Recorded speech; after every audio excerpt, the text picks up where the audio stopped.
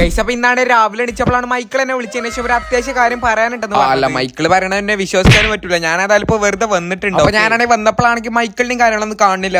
ഇനി നമുക്ക് മൈക്കിളിനും തപ്പി. പിന്നെ ഞാനാണെങ്കിൽ ഇങ്ങനെ വെറുതെ നടന്നപ്പോഴാണ് ഒരു അപ്പൂപ്പനാണ് ഇവിടെ വെറുതെ കിടക്കുന്നതായിട്ട് കണ്ടത്. അല്ല, ഈ ഒരു അപ്പൂപ്പനാണെങ്കിൽ വീടില്ലാന്നാണ് എനിക്ക് തോന്നുന്നത്. എന്താടാ മോനെ, എന്തിനാടാ എന്റെ വീട്ടിന്റെ അടുത്ത് വന്ന് നിൽക്കുന്നത്? അത് പിന്നെ അപ്പൂപ്പ ഇതാണ് നിങ്ങളുടെ വീട് മോനെ, ഇതാണടാ എന്റെ വീട്. ഈ ഒരു ബീച്ച് സൈഡിലാണ് ഞാൻ എപ്പോഴും കറക്കാറ്. എനിക്കാണെങ്കിൽ ഒരു വീടൊന്നും. അപ്പൊ അങ്ങനെയാണ് കാര്യങ്ങൾക്ക് വീടില്ല. അപ്പൊ ഞാൻ വീടും കാര്യങ്ങളൊക്കെ ഉണ്ടാക്കി ചെറിയൊരു ഡിമാൻഡ് ഉണ്ട്.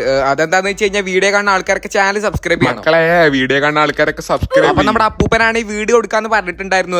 ഇതാണ് ഞാൻ പറഞ്ഞിട്ടുണ്ടായിരുന്ന വീട്. എന്താടാ മോനെ, നീ എനിക്ക് വീട് വെച്ചെന്നു. Thank you. അതൊന്നും കുഴപ്പമില്ല അപ്പൂപ്പ.